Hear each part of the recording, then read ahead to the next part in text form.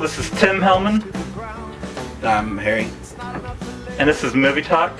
Today we're going to review the movie Obvious Child. Obvious Child is a romantic comedy flick about a Brooklyn comedian who unexpectedly becomes pregnant after a drunken one-night stand. It stars stand-up comedian and TV star Jenny Slate as the comedian, and co-stars Jake Lacey of The Office fame, Gabby Hoffman, Gabe Liedman, and David Cross. It was directed by first-time feature filmmaker Gillian Robespierre and written by Robespierre, Karen Main, and Elizabeth Holm.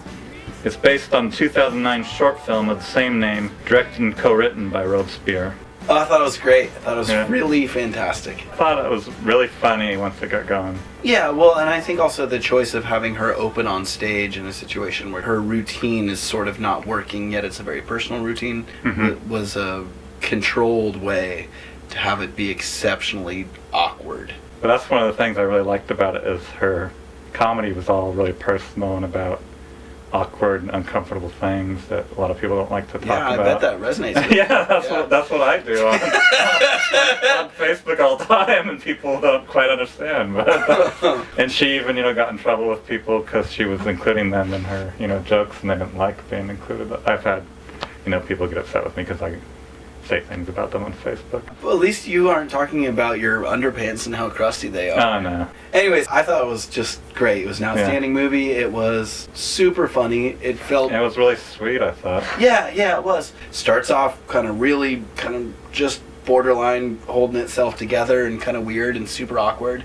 And then you really get into that character and how open she is and super crass, too, of which is funny and great, but also in a very realistic way. She was earnest. I like the really offbeat romance with the guy too. Well, I agree, and it's nice because it doesn't turn into so much of a romance till later in the movie. And I don't even think they needed to necessarily engage in as much romance as they did, although I do think that resonates well with audiences. But I mean, that's the selling point of the movie, and then that allowed them to be able to do the other stuff that a lot of people wouldn't have wanted to go see necessarily, but because of of the romance they could. Well, I definitely agree. The romance was leveraged in it, and I could have dealt with less romance in the movie and liked that more. Yeah. But also, they did a great job with delivering it, because I don't like romantic comedies. Yeah, I really don't generally, because they're so archetypical and formulaic. The popular ones I don't like for sure, but yeah, well, in general, I just don't like romance when it's done right, like Silver Linings Playbook.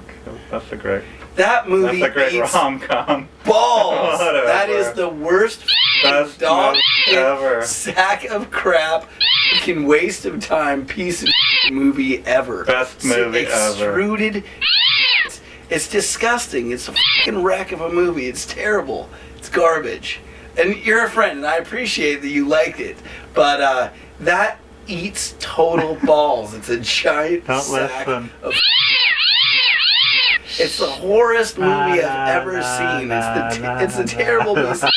Stupid waste of time. It's like if Hallmark, someone gave Hallmark some money to make a movie, and they would just out 10 million. Best movie ever. What did you think of the title, Obvious Child? Well, Paul Simon song. Sometimes there's an obvious child in our reviews and it's not even mentioned. Right. No reason to be too obvious about the child. You like the Paul Simon song, though? I do. I really like Paul Simon. I thought it was really well used in this movie, too. But. Yeah, and I like his music. I like it. Actually, as we were listening to watching the movie, I was thinking, I want to... Jenny Slate's got a great body, too. You discovering that scene? I thought she was adorable in the movie. Her character. The dude was super handsome, too. That guy, like her. I mean, they're definitely going to be a good-looking couple after they, rid themselves of that unwanted child. So that's a subject that some people won't like my parents, but the abortion aspect of it. Yeah, it's an integral part of the movie. It's an abortion rom-com, as they say. Which I think is funny. I was wondering, it's the best abortion rom-com ever. Is this going to be a new field? Is this going to be a new genre? Will we see, awards given for best abortion rom-com? There was the other side of that, Juno, the anti-abortion rom-com, I guess. Oh, that's right. Yeah. That's right. Yeah, the yin and the yang. So what rating would you give this movie? I'll give it a 4.5. 4.5. I think they did. The director did a really good job. Oh, it was her first movie. Well, kudos to her. Female director, which was... Give that lady a load more money and have her make a bunch more movies. What was the main actress name? Julie Slate? She was really outstanding. I only know her from Parks and Rec, where she is hilarious, but so annoying.